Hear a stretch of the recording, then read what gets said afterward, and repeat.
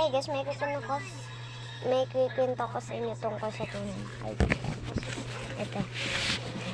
Ang tunay na kaibigan, hindi ka iiwan. Kasi kahit anong mangyari, nandiyan lang siya para sa'yo. At ang tunay na kaibigan, parang magnet. Ito ka, ito yung kaibigan mo. Nagdidikitan.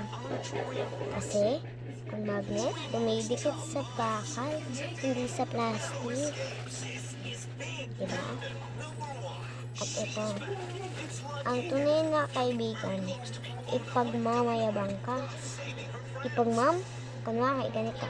Ipag nagmamayabang ko ang kaibigan ko, magaling kumanta, magaling sumayaw, at matalino pa.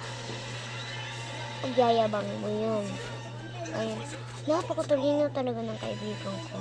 Kung gusto nyo sumali sa grupo namin, pwede kayo, welcome kayo. Ganun. Kasi ang tunay na kaibigan.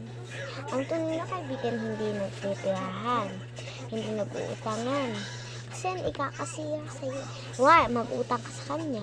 Tapos hingin na niya yung utang mo. Tapos wala kang pambayad. Siyempre magagalit siya. Kaya yun. Kaawin na kayo, hindi na kayo magkaibigan.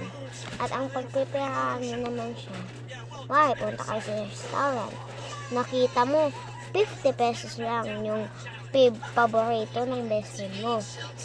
Ang sabi mo sa kanya, tag 100 pesos. Pero ang totoo, tag 50 pesos lang.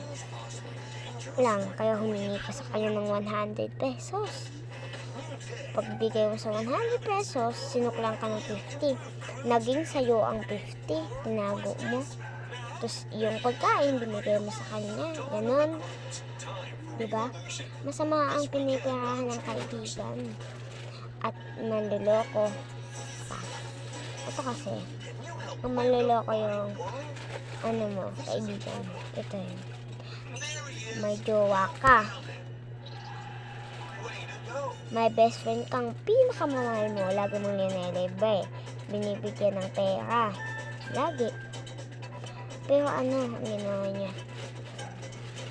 Nakita niyo sila ng dalawa ng jowa mo na magkasama. Naghahalikan, nagyayakapan, at mahal ang isa't isa. Kaya ikaw walang kaalam-alam. Yan ang mga tunay na kaibigan at dito na ikikwento ko sa inyo yan ang tunay na kaibigan. So guys, dito magtatapos yung video namin. So, bye guys!